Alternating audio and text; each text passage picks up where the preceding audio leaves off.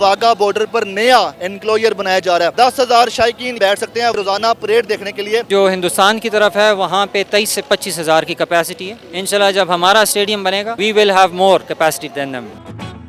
इस वाघा बॉर्डर के इतराफ में जहाँ पर नया एनक्लोजर बन रहा है वहाँ पर 11 फुट तक आप देख रहे हैं ज़मीन को खोदा गया। खुदाई करने के बाद यहाँ पर मजदूर लगे हुए हैं, बेलडोज़र से इसको लेवल किया जा रहा है और दूसरी जानिब पानी लगाया जा रहा है। पहले इसकी बुनियादें मजबूत की जा रही हैं और इसमें 20 से 25 मजदूर हैं जो दिन रात यहाँ पर काम कर रहे हैं। ये पाकिस्तानी परचम के तले और इंडियन परचम के सामने यहाँ पर काम चल रहा है और यहाँ पर शायकीन के लिए बैठने के लिए नई सीट्स लगाई जाएंगी और इसको बढ़ाया जाएगा, जबकि जो पहले मौजूद है इसको गिराया जाएगा। मुझे बताया गया कि इसको भी गिराया जाएगा, लेकिन अभी इसको कायम रखा हुआ है ताकि यहाँ पर रोज़ाना परेड देखने के लिए शायकीन आ सकें। ये टोटल जो आप जगह देख रहे हैं, जो रकबा है यहाँ पे, उसमें 25,000 शायकीन यहाँ पे रोज़ाना बैठ के यहाँ पे परेड देख सकते हैं। आपको बता सकूँ कि रोज़ाना की बुनियाद पे यहाँ पर हज़ारों शायकीन आते हैं इस पंजाब रेंजर्स के जवानों की परेड देखने के लिए, बॉर्डर देखने के लिए, इंडियन बॉर्डर्स देखने के लिए। जो सामने इंडियंस बैठे हुए हैं उनसे इंटरेक्शन करने के लिए इंडियन फ्लैग आप देख रहे हैं, इसके बिल्कुल सामने पाकिस्तान फ्लैग है। तो बहुत से शायकीन को फिर दाखिला बंद कर दिया जाता है चूँकि जगह नहीं है, जगह कम होने की वजह से। इसलिए शायकीन के लिए आप देखें, एक तो फ्री ऑफ कॉस्ट आते हैं, यहाँ पे कोई पैसा नहीं आने का, फ्री आते हैं यहाँ पे शायकीन, बैठते हैं, देखते हैं, अपनी सरहदों को देखते हैं। तो यहाँ पर उनके लिए एक इजाफी सीट्स बनाई जा रही हैं जिसके लिए यहाँ पर काम चल रहा है। अस्सलाम वालेकुम सर, कैसे हैं? वालेकुम अस्सलाम जी एंड वेलकम टू वाघा।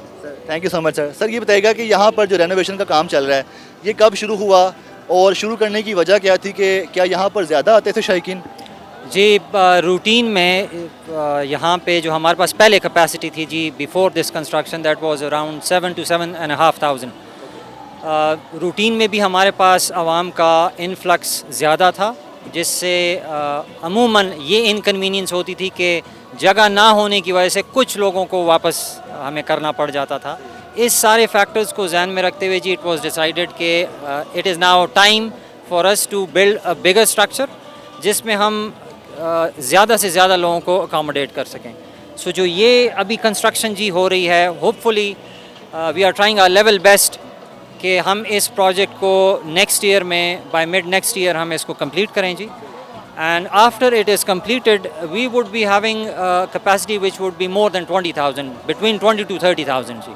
अच्छा कर्नल साहब, ये बताइएगा कि यहाँ पर जो रेनोवेशन का काम चल रहा है इसके मुतालिक बताएं कि इस रेनोवेशन में, इस नई कंस्ट्रक्शन में क्या क्या शामिल होगा? नए एनक्लोजर बन रहे हैं, किस तरह के बनेंगे? बेंचेस होंगे, स्लैब्स होंगे, क्या होगा? जी जो ये स्ट्रक्चर है इट्स अ मेगा स्ट्रक्चर। जहाँ पे हम खड़े हैं जी, इसकी एक्सटेंट्स रफली अगर आप पीछे देखें, सो जहाँ पे स्टेडियम था वहाँ से ये पीछे आके यहाँ तक आ रहा है। So it will be a double storey structure having a height of more than 100 feet from the ground.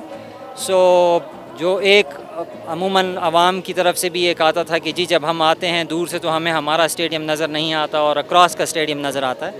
सो इंशाल्लाह अभी ये जो लोगों की ख्वाहिश थी ये भी पूरी कर दी गई है जी। इसमें इस चीज़ को भी कंसिडर किया गया है। अब आपको काफ़ी फासले से अपना पाकिस्तान का स्टेडियम जो कि एक चांद तारे की शक्ल में है जी, मैं आपको इतना ही बता सकता हूँ just to not kill the surprise, वो एक चांद तारे की शक्ल में है, जैसे क्रेसेंट है उस शेप में होगा and it will be a double storey structure जी। ठीक है।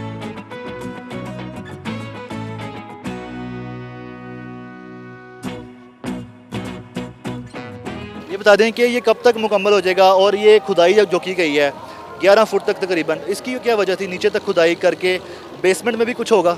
नहीं जी, ये चूँकि स्ट्रक्चर बहुत बड़ा स्ट्रक्चर है, सो सिंस एक्सपर्ट्स इसके ऊपर काम कर रहे हैं, उसकी फाउंडेशंस को और इस स्ट्रक्चर को सेफ़ और सिक्योर बनाने के लिए ताकि ये साल तक कायम रह सके, उन सेफ्टी मेजर्स को जहन में रखते हुए इसकी इतनी मैसिव किस्म की डिगिंग की गई है।